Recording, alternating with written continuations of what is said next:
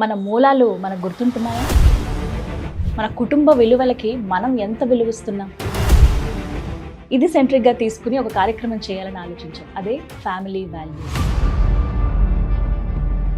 మరి దీనికి వచ్చే అతిథి కూడా అంతే విశిష్టంగా ఉండాలి. అడ్వకేట్ పూజారి నాగేశ్వరరావు గారు. సార్ నమస్కారం. కోటాను కోట్ల మంది వాళ్ళ బాధలు చెప్తారు, మేము ఈ బంధాలకు దూరం అయిపోయండి. అలా ఒక మహిళ మనకు ఒక వాయిస్ పంపించారు, ఒకసారి మనం విజువల్గా చూద్దాము. తప్పకుండా. ఇప్పుడు నేను మా అన్నయ్య బాగానే సెటిల్ అయిపోయాం, కానీ మా అమ్మ మా నాన్నే ఒంటరి అయిపోయారు. నాకేమో మా ఇంటికి వెళ్ళడానికి కూడా పర్మిషన్ లేదు.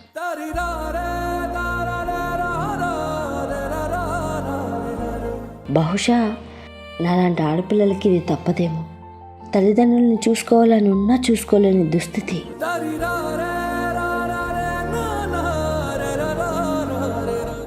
మా అన్నయ్య అయినా మా అమ్మ మా నాన్ని బాగా చూసుకుంటారు అని కొంచెం హోప్తో ఉండేదాన్ని. ఒక పూట ఇంటికి పిలిచి వాళ్ళకి అన్నం పెట్టడానికి కూడా మా వదినకి మనసు రావట్లేదు.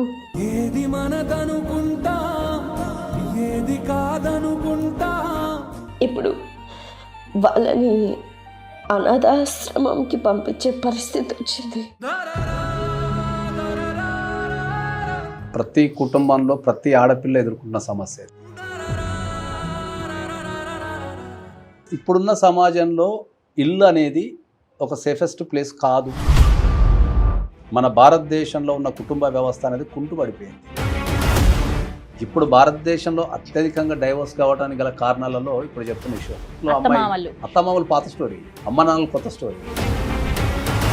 అవును, నీ జీవితంలో నీ తల్లిదండ్రులు కూడా భాగమే, నువ్వు ఎంతో కొంత వాళ్ళకు సాయం చెయ్యి. ఓకే, భర్త అర్థం చేసుకున్న రోజున కుటుంబాలంటే ప్రశాంతంగా ఉంటుంది. నమస్కారం అండి, సుమన్ టీవీకి స్వాగతం. నేను గీతాంజలి. టెక్నాలజీ పరంగా మనం ఎంత ముందుకు వెళ్ళిపోతున్నామో కదా ఈ రోజుల్లో. నిజమే, చాలా ఫాస్ట్ జనరేషన్. ఇప్పుడు వస్తున్న వాళ్ళైతే అసలు ఎవరు పట్టుకోలేనంత వేగంగా వెళ్ళిపోతున్నారు. అన్నీ మన చేతిలోకి అందుబాటులోకి వచ్చేస్తున్నాయి. కానీ మన మూలాలు మనకు గుర్తుంటున్నాయా? మన కుటుంబ విలువలకి మనం ఎంత విలువిస్తున్నాం? ఈ ఒక్క ఆలోచన వచ్చిందండి. ఇది సెంట్రిక్గా తీసుకుని ఒక కార్యక్రమం చేయాలని ఆలోచించాం. అదే ఫ్యామిలీ వాల్యూస్. వినడానికి ఈ పదం చాలా బాగుంటుంది, మనందరికీ బాగా పరిచయం ఉన్నదే, మనం వచ్చిందే అక్కడి నుంచి. కానీ ఇప్పుడున్న పరిస్థితుల్లో మన కుటుంబానికి, మన బంధాలకి మనం ఎంత విలువిస్తున్నాం అనేదే పెద్ద ప్రశ్న. విలువిస్తే ఏముంది, ఇవ్వకపోతే ఏముంది, మన లైఫ్ బాగుంది కదా అనుకునే వాళ్ళు ఉన్నారు. కానీ వాళ్ళ లైఫ్ ఎలా ఉంది అనేది కూడా ఒక క్వశ్చన్ మార్కే. వీటన్నిటిని దృష్టిలో పెట్టుకుని ఏర్పాటు చేసిన కార్యక్రమమే ఫ్యామిలీ వాల్యూస్. మరి దీనికి వచ్చే అతిథి కూడా అంతే విశిష్టంగా ఉండాలి. అందుకే మేము ఇన్వైట్ చేశాము సైలాజిస్ట్, అలాగే మనందరికీ బాగా సుపరిచితులైనటువంటి అడ్వకేట్ పూజారి నాగేశ్వరరావు గారు. సార్ నమస్కారం. ఎలా ఉన్నారు సార్? చాలా రోజులు అయిపోయింది జర్నీ. ఒక మంచి కార్యక్రమంతో మళ్ళీ ముందుకు వచ్చామనేది ఒక హ్యాపీనెస్ అయితే ఖచ్చితంగా ఇస్తుందండి. ఫ్యామిలీ వాల్యూస్, ఫస్ట్ ఈ పదం వినగానే ఏమనిపించింది మీకు? ప్రస్తుతం ఉన్న భారతదేశంలో, జనరల్గా ప్రపంచంలో ఏ దేశానికి లేని ప్రత్యేకత మన భారతదేశానికి ఉన్నది. ఎందుకు అంటే ఏంటంటే, నేను ప్రపంచంలో చాలా దేశాలు తిరిగినా, ప్రత్యక్షంగా గమనించిన కాబట్టి ఈ భారతదేశం అనేది కుటుంబ వ్యవస్థకు పట్టుకొమ్మ. ఓకే, ఎందుకంటే కొన్ని దశాబ్దాలుగా భారతదేశాన్ని కాపాడేదే ఒక కుటుంబ వ్యవస్థ. ఓకే, అటువంటి ఈ కుటుంబ వ్యవస్థ ఇవాళ భారతదేశంలో కుంటుపడిపోయింది. ఎంతగా కుంటుపడిపోయిందంటే, ఒకటే ఫ్యామిలీలో ఉన్న ఎవరైతే సభ్యులు ఉంటారో చూడు, కుటుంబ సభ్యుల మధ్యలోనే మనం ప్రతిరోజు రోజుకు ఒక హత్యని లేదా ఆత్మహత్యని చూడాల్సిన పరిస్థితి ఏర్పడుతుంది. ఓకే, ఇప్పుడున్న సమాజంలో ఇల్లు అనేది ఒక సేఫెస్ట్ ప్లేస్ కాదు అనే భావనలోకి ప్రజలు వెళ్ళిపోయారు. మన భారతదేశంలో ఉన్న కుటుంబ వ్యవస్థ అనేది కుంటుపడిపోయింది. దాని మీద పోరాటం చేస్తానికి కానీ, దాని మీద మాట్లాడటానికి కానీ, లేదా కుటుంబ విలువలు పెంపొందించి కుటుంబ సభ్యుల మధ్యలో ఒక ఆప్యాయతను, అనుబంధాన్ని, ప్రేమను, త్యాగాన్ని నేర్పగలిగే వ్యవస్థ భారతదేశంలో లేదు. అది మళ్ళీ తీసుకువద్దామని చేసే ప్రయత్నంలో భాగంగానే ఈ కార్యక్రమం అండి. తప్పకుండా నేను అందరికి చెప్పేది ఏంటంటే ఎక్కడైతే కుటుంబం బలంగా ఉంటుందో అక్కడ సమాజం బలంగా ఉంటుంది. ఎక్కడైతే సమాజం బలంగా ఉంటుందో అక్కడ దేశం బలంగా ఉంటుంది. ఇవన్నీ ఇంటర్లింక్డ్ ఉంటాయి. సరే, ఇలా మాట్లాడుకునే క్రమంలో ప్రోగ్రామ్ అనుకున్నప్పుడు కోటాను కోట్ల మంది వాళ్ళ బాధలు చెప్తారు, మేము ఈ బంధాలకు దూరం అయిపోయండి, కనీసం ఈ విలువలకు మేము నోచుకోలేకపోతున్నాం. అలా ఒక మహిళ మనకు ఒక వాయిస్ పంపించారు, ఒకసారి మనం విజువల్గా చూద్దాము. తన బాధ ఏంటి, మీ పర్సెప్షన్ ఏంటి, ఏ విధంగా చెప్తారు, మేబీ అది చాలా మందికి కనెక్ట్ అవ్వచ్చు. ఒకసారి మరి విజువల్ చూద్దాం. తప్పకుండా.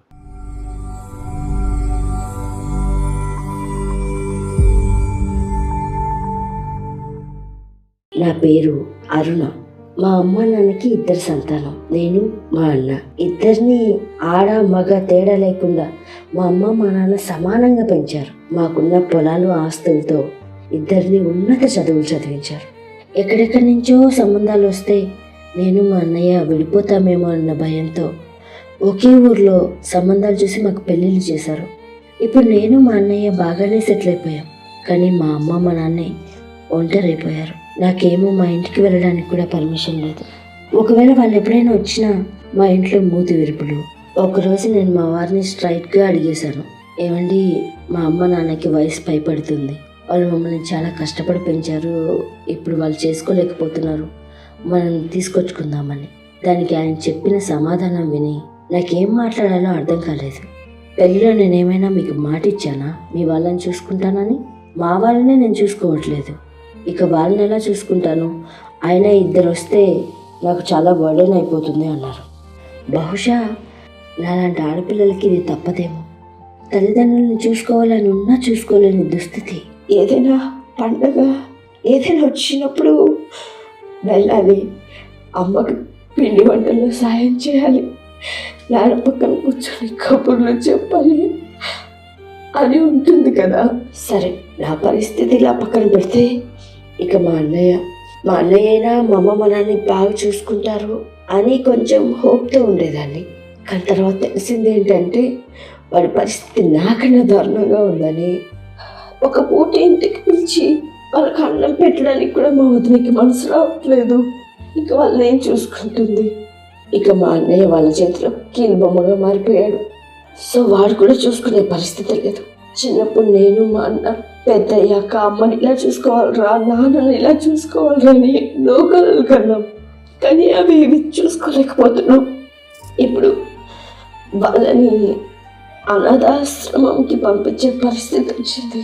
నేను మొన్న బ్రతికుండి కూడా వాళ్ళని అనాథాశ్రమంకి పంపించాలా లేదా నా కాపురాన్ని పాడు చేసుకొని మా అమ్మ మా నాన్న కోసం వెళ్ళిపోవాలా? దీనికి సమాధానం మీరే చెప్పండి, దయచేసి చెప్పండి. ఏమనిపించింది సార్ అర్థమైనప్పుడు? ఇది ఇప్పుడు భారతదేశంలో ప్రతి కుటుంబంలో ప్రతి ఆడపిల్ల ఎదుర్కొంటున్న సమస్య ఇది. ప్రతి ఆడపిల్ల. ఎందుకంటే ఇప్పుడు మనం అందరికి చెప్పాల్సిన విషయం ఏంటంటే మనం జీవితంలో కొన్ని రీప్లేస్ చేయలేము. నువ్వు 100 కోట్లు ఇచ్చినా 500 కోట్లు ఇచ్చినా కొన్ని రీప్లేస్ చేయలేము, అసంభవం అది. ఓకే, అట్లా మనం రీప్లేస్ చేయలేని అంశాలలో ప్రధానంగా ఉండాల్సింది తల్లిదండ్రులు. మన పుట్టుక అనేది మనకు జన్మనిచ్చిన తల్లిదండ్రులు కాబట్టి మనం ఏం చేసినా కూడా వాళ్ళని రీప్లేస్ చేయలేము.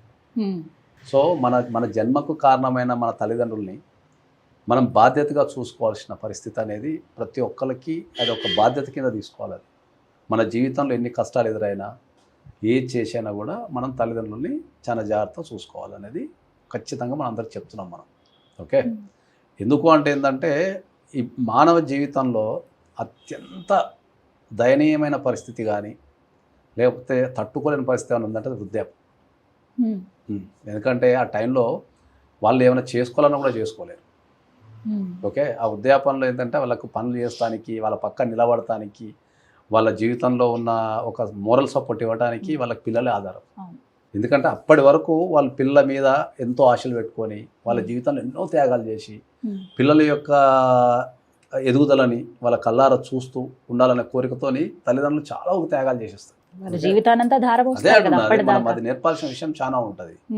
సో ఎక్కడైతే మనం తల్లిదండ్రుల్ని మనం ఎక్కడైతే రీప్లేస్ చేయలేమో, మనం ఒక విషయాన్ని మనం రీప్లేస్ చేయలేము అంటే అది మన జీవితంలో అత్యంత అరుదైన విషయం. అది మన జీవితంలో ఎన్నో అరుదైన విషయాలలో తల్లిదండ్రులు కూడా ఒక అరుదైన విషయం అది. కానీ ఇప్పుడు అరుణ గారి కథ సార్, ఇప్పుడు ఆమె పెళ్లి చేసుకున్నారు, వెళ్ళారు, భర్త ఇంటి నుంచి మాత్రం ఎలాంటి సపోర్ట్ లేదు. తల్లిదండ్రుల దగ్గరికి వెళదామన్నా సరే, లేకపోతే కనీసం వాళ్ళు పలకరించాలన్నా ఇప్పుడు వాళ్ళు ఆ స్టేజ్లోకి వచ్చేసారు. అన్నయ్య కూడా చూడలేకపోతున్నారని చెప్పారు. వారి కారణం వారికి ఉండొచ్చు. పోనీ ఈ వాళ్ళ వృద్ధాప్యంలో ఉన్నప్పుడు కనీసం ఒక 10 రోజులైనా, సంవత్సరం అంతానో పూర్తిగా ఉండిపోనక్కర్లేదు, ఒక 10 రోజులు ఇంటికి పిలిచి వాళ్ళకి అన్నం పెట్టే దిక్కు కూడా లేదు అని ఆవిడ అంత ఆవేదన వ్యక్తం చేశారు. అవును, ఆమె ఆవేదనలో 100% నిజం ఉంది. 100% నిజం ఉంది. అదే ఇంతకుముందు చెప్పినట్టు భారతదేశంలో ఈ జనరేషన్లో పెళ్ళైన ప్రతి మహిళ ఎదుర్కొనే సమస్య అది. అది ఒక్కళ్ళు ఎదుర్కొనేది కాదు అది. ఇప్పుడు మరి బాధ్యత అది- వారి సోదరుడి పైన ఉంటుంది ఖచ్చితంగా తీసుకోవాలా, సోదరుడు తీసుకోవాలా, సోదరి కూడా తీసుకోవాలా. ఓకే, ఇప్పుడు భారతదేశంలో అత్యధికంగా డైవోర్స్ కావడానికి గల కారణాలలో ఇప్పుడు చెప్తున్న ఇష్యూ ఒకటి. ఇప్పుడు ఈ కేసులో అత్తమామలు అత్తమామలు కాదు, అమ్మ నాన్న. అమ్మ నాన్న అత్తమామలు పాత స్టోరీ, ఇప్పుడు అమ్మ నాన్నలు కొత్త స్టోరీ. ఎందుకంటే నేను బీయింగ్ ఏ డైవోర్స్ అడ్వకేట్ కొన్ని వందల కేసులు చూస్తున్నా కాబట్టి ఇప్పుడు ఒక ఉమెన్ ఎదుర్కొంటున్న సమస్య ఏముంటుంది అంటే ఏంటంటే, నేను నాకున్న ప్రత్యక్ష అనుభవం ఏం చెప్తున్నా అంటే ఏంటంటే, నా దగ్గరకు వచ్చే కేసులలో అమ్మాయి చదువుకుంటుంది, మంచి జాబ్ చేస్తుంటుంది. ఓకే, చేసిన తర్వాత పెళ్లి చేస్తారు.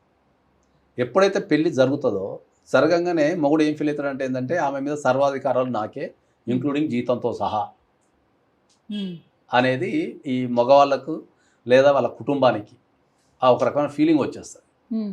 రాగానే ఏం స్టార్ట్ చేస్తారు, ఇక ఫస్ట్ తారీఖు రాగానే నీ జీతం ఎంత ఖర్చు పెడుతున్నావు అనేది లెక్కలు స్టార్ట్ అవుతాయి.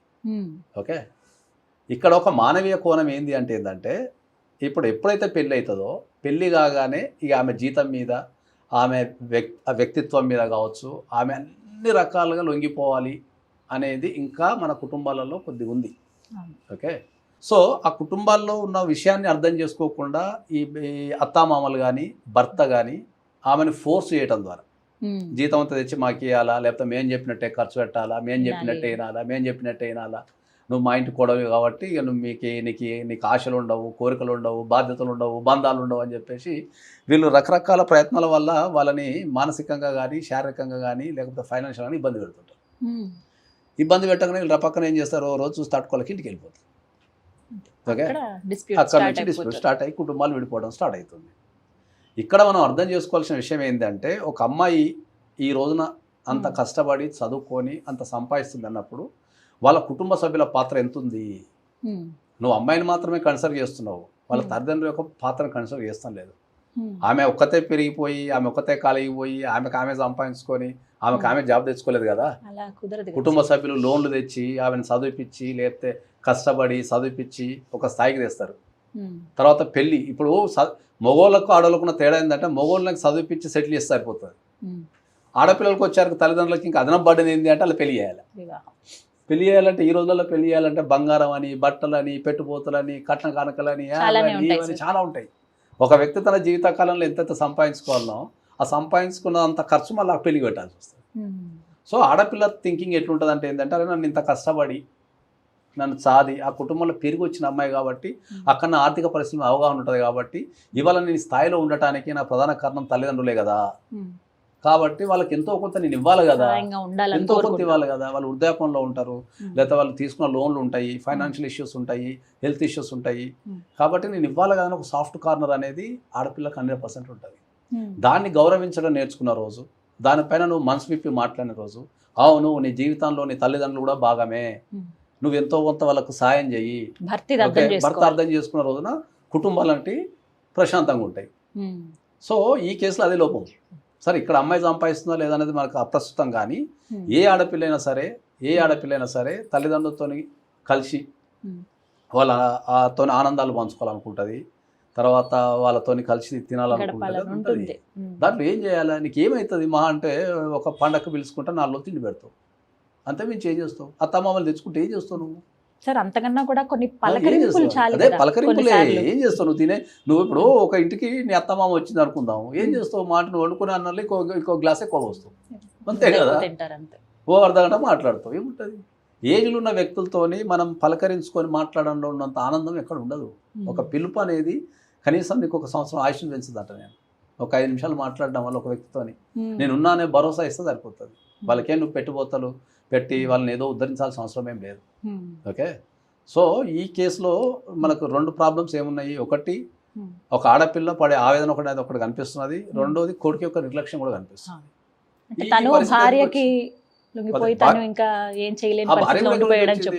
మళ్ళీ తల్లిదండ్రుల దగ్గర వచ్చింది కదా. ఇక్కడ ఉన్న 2 అదే అంటున్నా, ఇక్కడ ఉన్న 4 వ్యక్తులు అంటే కొడుకు భార్య, లేకపోతే కూతురు అల్లుడు, వీళ్ళందరూ ఎక్కడి నుంచి వచ్చిండ్రు? కుటుంబాల నుంచి వచ్చినోళ్ళే కదా. మరి ఆ కుటుంబాన్ని కాపాడుకోవాల్సిన బాధ్యత ఎవరికి ఉంటుంది? ఇప్పుడు ఆ కోడలికి వారి తల్లిదండ్రులకి ఇదే పరిస్థితి ఎదురైతే అప్పుడు అర్థం. అదే అంటున్నా, ఇవన్నీ ఇంటర్లింక్డ్. ఇవన్నీ ఇప్పుడు మనం జనరల్ మన కుటుంబాలలో ఏం మాట్లాడుకుంటాం, ఆ అమ్మాయి తల్లిదండ్రులు వస్తుంటే అమ్మాయి ఎక్కువ ప్రాధాన్యత ఇస్తుంది, అబ్బాయి తల్లిదండ్రులు వస్తే అబ్బాయి ఎక్కువ ప్రాధాన్యత ఇస్తాడు. దాన్ని ఆపోజిట్ చేయాలి మనం. దాన్ని ఆపోజిట్ చేయగలిగి దాన్ని ఎక్స్చేంజ్ చేసుకోగలిగితే, అరే వాళ్ళిద్దరు కూర్చొని మీ తల్లిదండ్రులు వచ్చినప్పుడు నేను మంచిగా చూసుకుంటా, నా తల్లిదండ్రులు వచ్చినప్పుడు నువ్వు మంచిగా చూసుకో అంటే ఎంత బ్యూటిఫుల్ ఉంటుంది ఆ కుటుంబం. Exchange of thoughts. అదే ఆ గేమ్ కూడా ఖతర్నాక్ ఉంటుంది తెలుసా నీకు? అవునా? అవును, ఎందుకు ఉండదా?